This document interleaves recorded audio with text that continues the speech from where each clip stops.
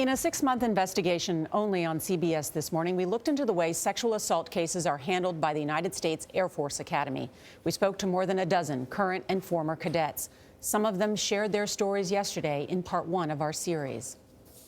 I was sexually assaulted my freshman year, and the sexual harassment I endured eventually made me leave. I was terrified of reporting because I've heard of things that happen to people.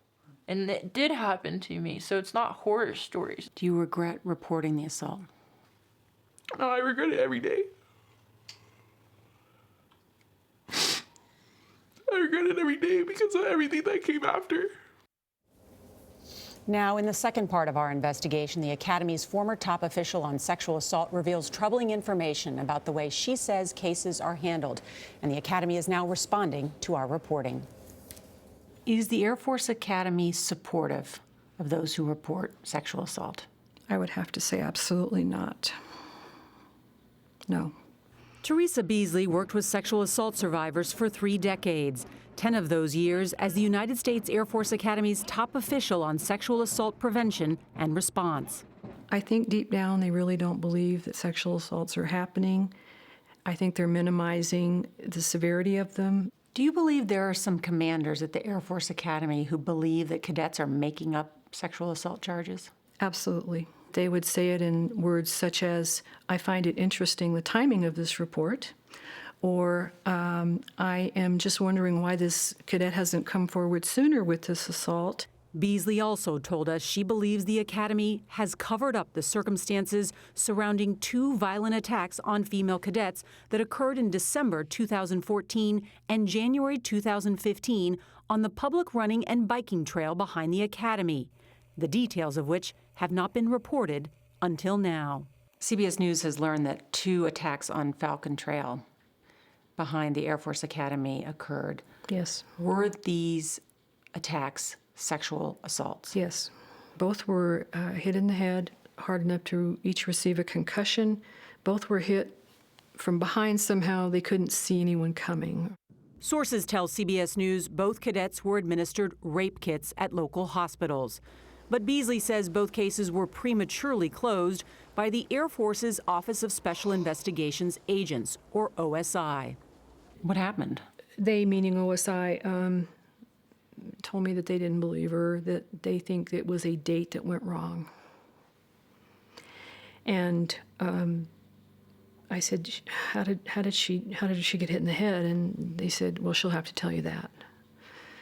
And somehow they never investigated it. About a month later, we had a second incident.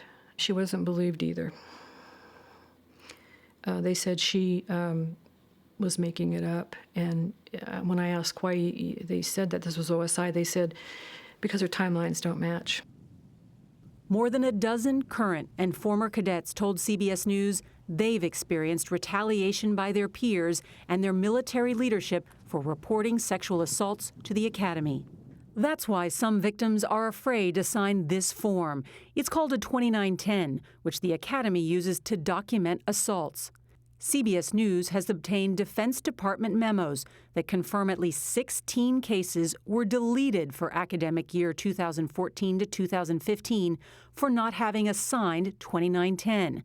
Teresa Beasley believes those cases should have been counted by the Air Force Academy, which she says would have resulted in a record number of cases that year. They were actual reports. These were victims that had come in and told their story and had received help, had assigned victim advocates, had been referred for medical counseling.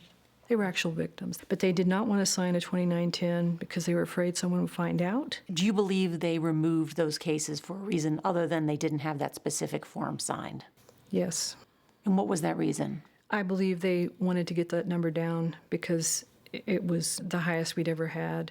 I was reprimanded, and they tried to fire me for what they said was intentionally overinflating the numbers. Do you believe you were retaliated against? I absolutely was. Beasley retired amid threats that the Academy intended to fire her. 2 weeks ago, the Academy released a scathing 560-page report of investigation into the office Beasley led and accused her of, quote, failing to effectively manage staff, spreading rumors, and that her office's lack of competency jeopardized victim care. But Beasley, as well as some former colleagues and cadets who spoke with CBS News, believe the Academy has scapegoated her for standing up to leadership on behalf of sexual assault survivors. You have to stand up to people who mistreat others and who oppress others. And I did that, and they didn't like it. Now, the superintendent in charge of the academy at the time of these allegations was Lieutenant General Michelle Johnson. She provided us this following statement. She says, quote, "When members in the Sexual Assault Prevention and Response Office demonstrated they were not up to that task, we immediately initiated an investigation, took actions appropriate to the findings, and worked tirelessly to ensure victims received the care they deserved." Now, as for those rapes we reported that were on that trail, Johnson says that the U.S. Air Force Academy and law enforcement investigated both those trail allegations exhaustively for several months.